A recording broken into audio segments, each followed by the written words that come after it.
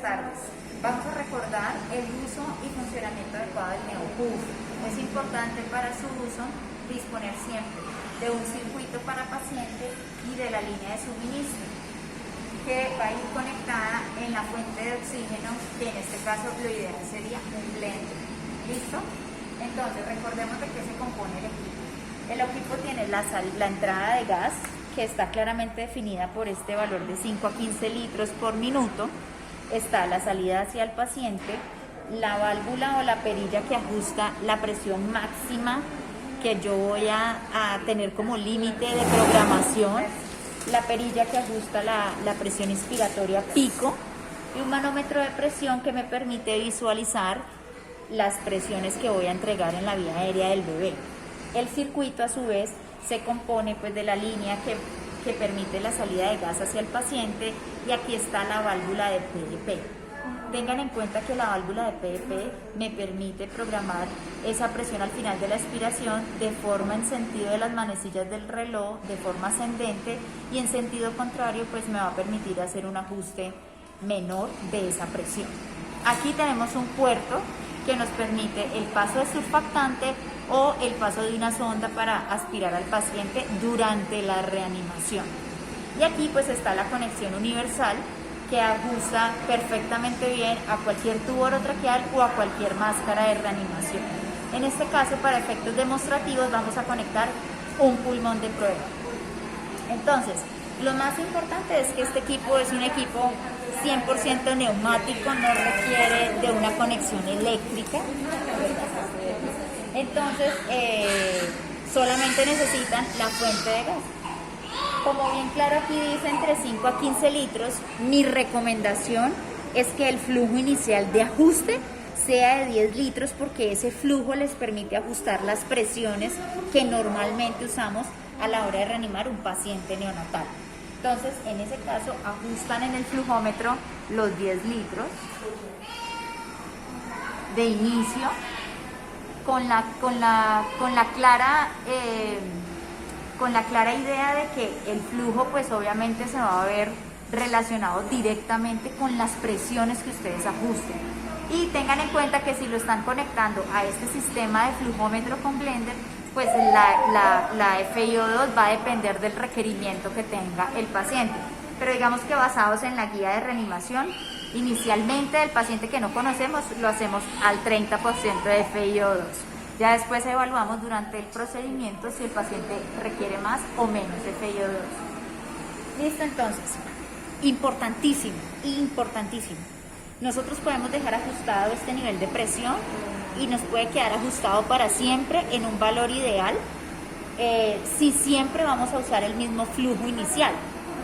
Es muy importante el ajuste de este nivel de presión máximo porque es como nuestro rango de seguridad que nos va a proteger los pulmones del bebé y nos va a evitar un efecto pues de alta presión o barotrauma. Entonces, para poder ajustar este nivel de presión máxima es importante que ustedes abran a su totalidad la perilla de presión inspiratoria pico y dejen cerrado el sistema.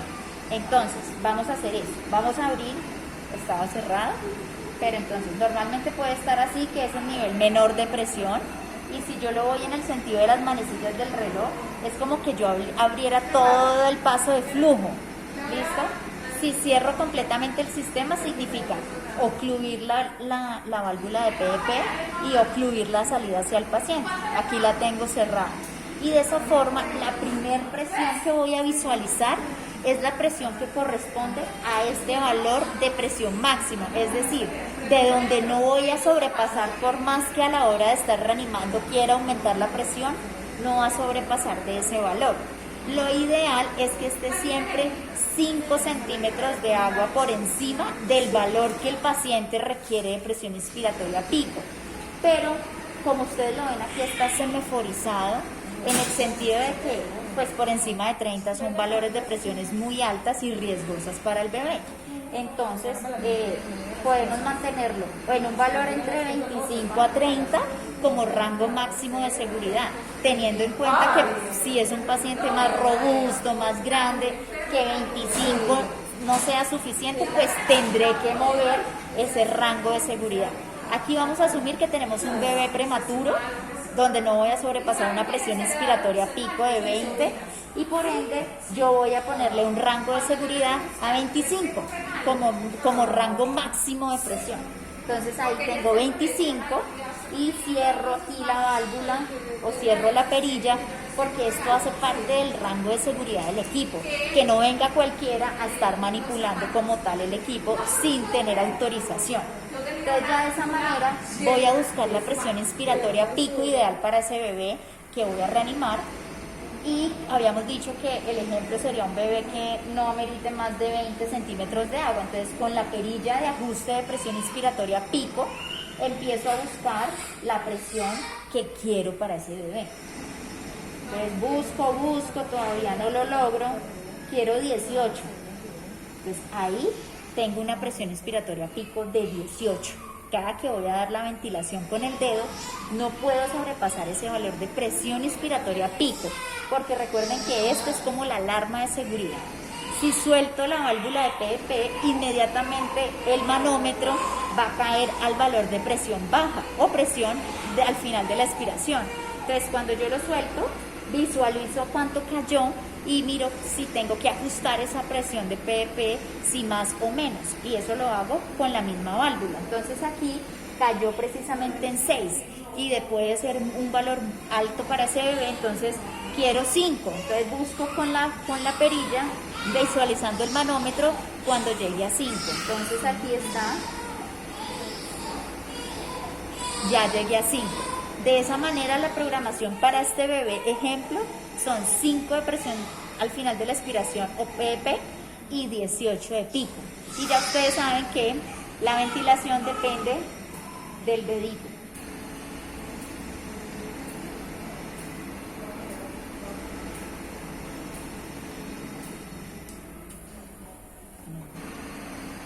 Aquí me quedó en 20 porque seguramente.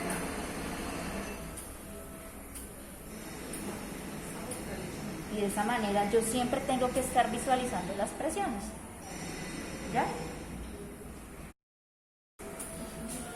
Otra cosa súper importante es que si ante la necesidad de aumentar la presión porque no veo que expande el tórax de ese bebé o porque tengo que cambiar de reanimador, bueno, puede ser una situación, tengan en cuenta que por más que yo quiera abrir la presión pico, no va a sobrepasar el valor de rango de seguridad que habíamos ajustado previamente. Entonces, si el paciente requiriera y de pronto alguien por iniciativa quiere aumentar la presión y quiere sobrepasar presiones, fíjense que no sobrepasa los 25 centímetros de agua que ajustamos previamente al inicio de la programación.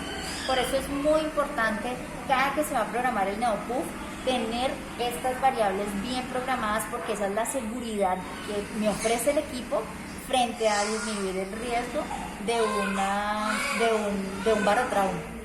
Entonces aquí no sobrepasó y abrí toda la perilla. ¿Listo? Ay, no. Ya.